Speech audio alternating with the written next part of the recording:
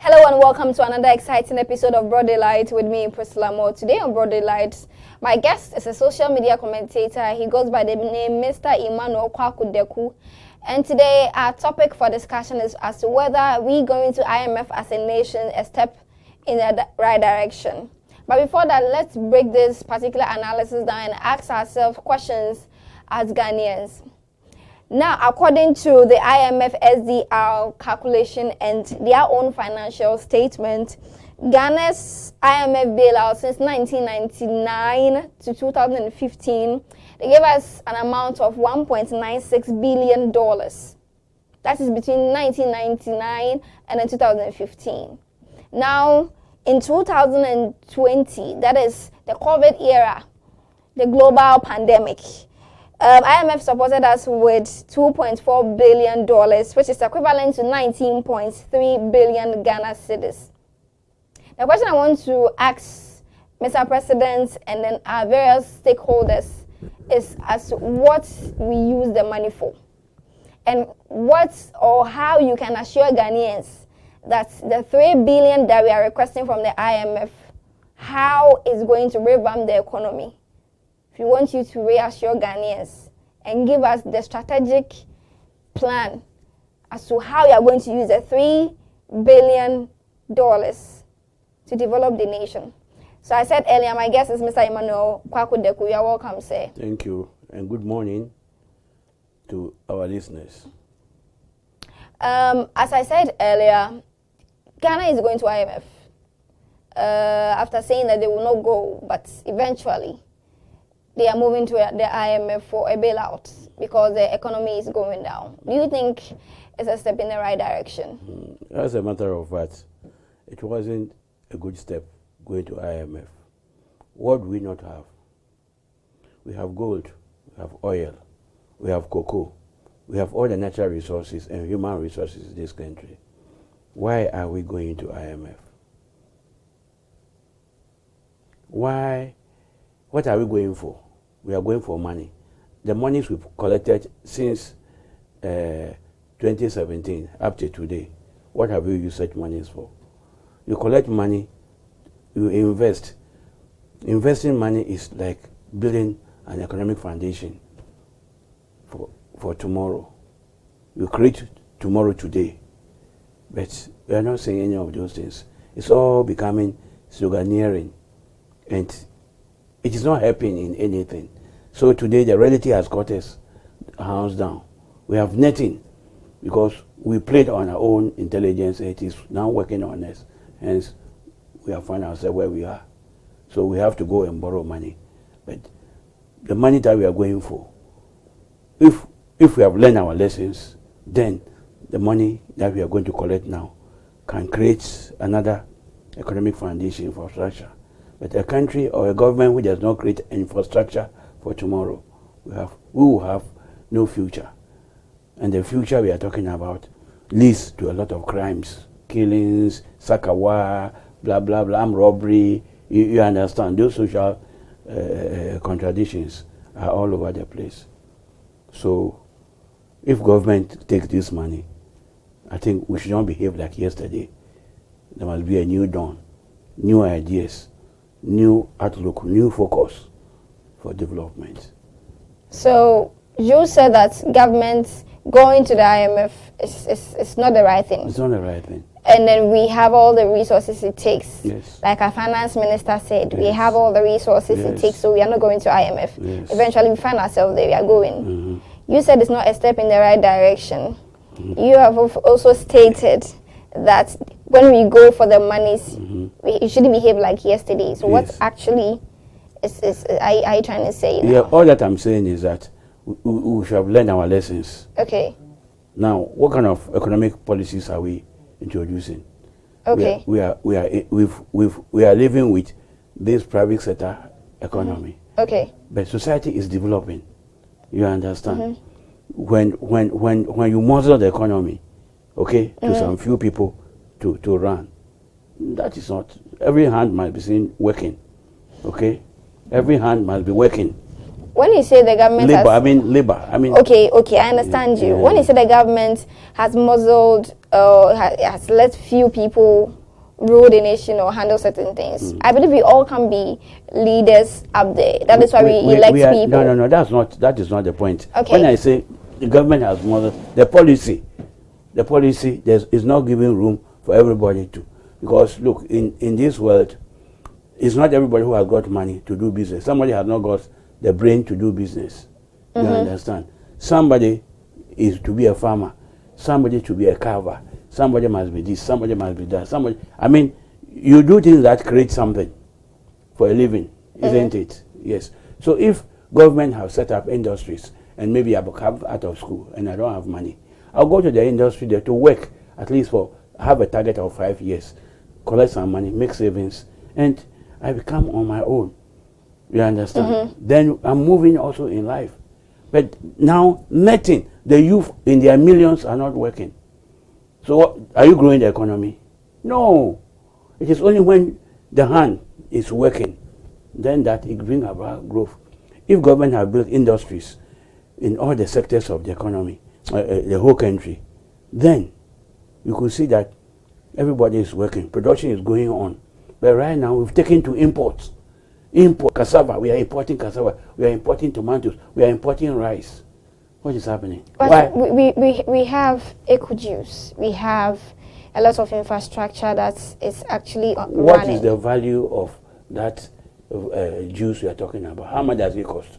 I hope a sachet of rice is costing more than what we are producing. So we are joking. Oh, you don't understand what I'm saying? Okay. I'm saying the value of a bag of rice is more than that juice you are talking about. You must put your money where you can reap 3 folds. Are you getting me? Now, our gold that multinationals are mining, how much are they paying to Ghanaians, to the state? A peanut. And they take the 85% or 90%, 95% away. There must be a refinery here, so that they refine those gold here. It creates job for the Ghanaian. But when they take it outside, they find job for their people. They are growing the economy. But where the natural resource came from is dwindling. So we are not building our country. So are you trying to say that we lack the technical know-how to manage our own affairs as a nation? How will know-how come if the industry is not there? When I started life as a young man, I work at Milk Textiles. I work at gov't. Okay? And I learned a lot. At gov't, I work as loom technician. Okay? I worked there as a loom technician. After just 2 weeks training, I repair loom. It worked.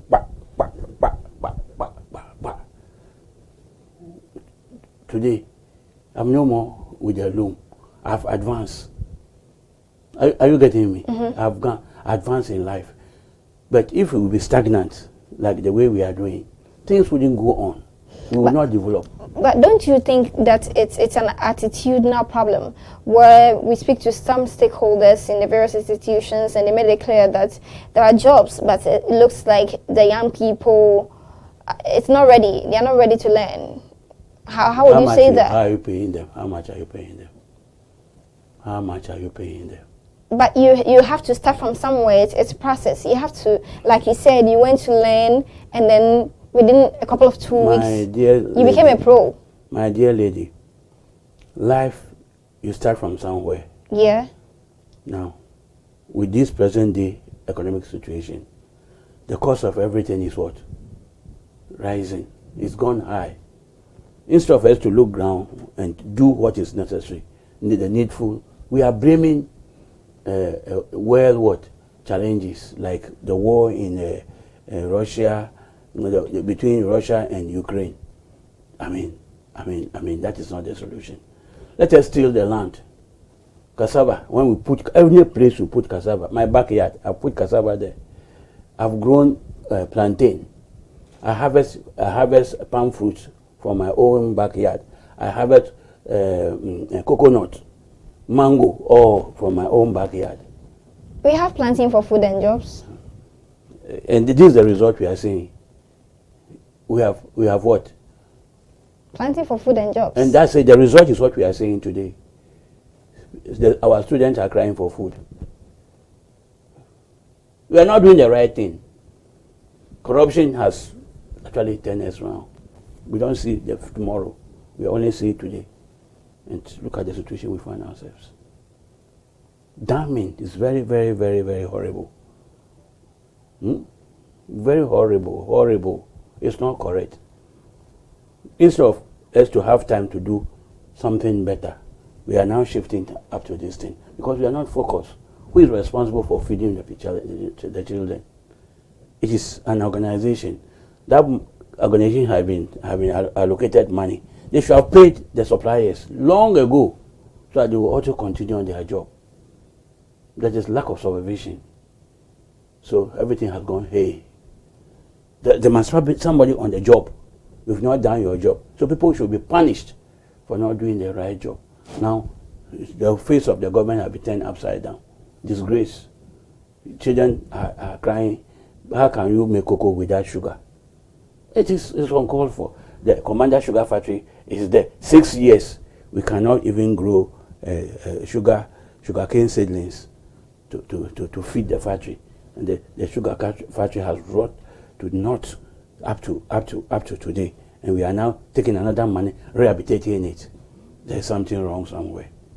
And this is what I think we must be correct. So I'm saying that if you collect IMF money and we are behaving like yesterday, then our future leaders will suffer because they must. Then the country is being sold into slavery because those from whom we're taking money, they'll keep on dictating to us, and it brings no growth, and our hardships will increase. Or you don't get me? Our hardships will increase. Look at the way we are building in our environment here. Any place building.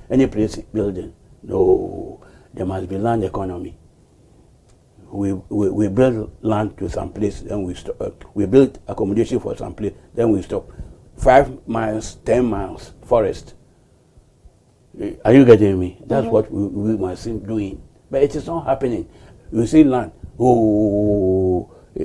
houses, and then even waterways, we build inside. Look at the havoc we are going through when it rains. So we are all enemies. We are our own enemies. Yes. Before you continue, let's listen to a parent who is lamenting on how or the ordeal she has to go through to get food to the ward in SHS. Late last year, they had to provide their own bread and others. So you can't believe sugar. The students have to send sugar from the dormitories to the dining hall for their breakfast. And I was told last week that from 15th of this month, the students will not be fed at the dining hall. Every weekend, some of them have to send food to our children, our son. And you can't go there with just a single person. We have to go there about 10 past, 6 past, 7, 8, 9 for others who are less privileged to us. So it's a problem for us. So this is the reality on the ground. Actually, people are really suffering, and it's not that we are just speaking political gimmicks. That's the reality on the ground. As a parent lamenting on how the ordeal she has to go through to get food to the ward on campus. And as we heard her, we could realize that she has to send it in bulk so that people who cannot afford will be able to benefit from what she is sending to the ward in the school. This is how terrible the situation is. The information reaching us is that the Ministry of Education, latest by today, will get food to the various schools. How did we get here? Well, provided they live up to their words, because all the time the public relations is used to calm people's how do you call it? Tension. But we are talking about practicality. How feasible is it? Have we paid the suppliers? We have not. So the challenge is still persisting. Not until we pay them and they also have confidence in the business. There must be trust. The trust is no more. the head of that supplier distant who was complaining, he had been sacked. Why do you treat people like that? So he is our leader, and you have sacked her. What do you think will happen? We shall also revolt, but not making noise. We won't go on strike. But if the goose is there, you come and talk to her. We say we're here tomorrow, and tomorrow never comes, and that is the trend going on. So we might be faithful to one another. Okay, so according to they should pay the suppliers. Yes, to get food. It is a must, because he has also used money to go and buy. Okay. Yes. Okay. Now away from IMF, away from shortage of food in our various campuses and SHS, various institutions like NAGRAD, TUC, nurses, midwifery, all the institutions, major institutions here in Ghana are now calling for 20%, of course, of living allowance. We are in a tough time. The economy is struggling. Government is trying its best or doing its best to making sure that they revamp the economy. Is this the right time to ask for such demands or make such demands? What is the right time? This is the right time. We are all hungry. I take torture to work. The price of fuel have been increased, and from my house to the workplace, I spend, let's say, 20 Ghana before I get to the workplace. When I close, the same thing. In a living organization, at least we must handle situations as they come on. As they grow, we will also be growing. We grow with time, but we are not growing with time. It is only when the time catches up that we begin to do managing. We don't run organizations like that. We plan ahead. So if, according to them, world economic situation is fighting us, how do we fight it? The people are also there. They are also suffering, so they will make noise. But leadership must show an example. Can you say leadership? What example are you talking about? I'm talking about governments. What example should they lead? What example should they show? I mean, we must live a moderate life. But this lavish attitude is the problem. If my president is riding on a jet plane, there's money, that's why he's riding on a jet plane. Isn't it? And I'm hungry. I will agitate. I will make sure I will go on demonstration. I will make noise that I'm hungry. So the confusion, the strike that is going on is part of their right to demonstrate. If government does, if really we are serious, we shouldn't have gone for a jet plane. Hospitals we built here must serve our ministers, but they are flown out of the country. But looking at another side of it, we have candidates, final year students who are going to write their exam, WASI and BEC, to be precise. Are we not afraid that there will be a failure my dear if sister, teachers don't return to classrooms? My dear sister, yes, parents are worried, teachers are also worried. We are all facing just one common challenge. How can balance life? That's all. If government pay them their 20%, everybody will go to the classroom. Because I cannot be in the classroom whilst I'm hungry, whilst my children are hungry in the house.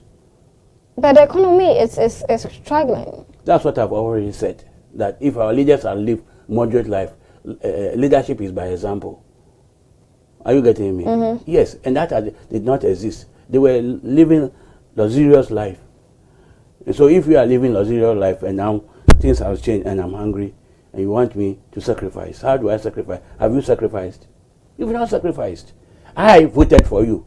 You nominated yourself and I voted for you. I made you a king. And you are now looking mean on us. You don't care for our challenges. How the trust is gone. That is the issue. So we must sit up. We must address the 20%. 20%, let us talk logic. And what they deserve, you give them. And we solve the problem. Everybody will go back to the classroom. But from this period, the lessons we are learning now should guide us in the future. So so that it doesn't happen again. Interesting.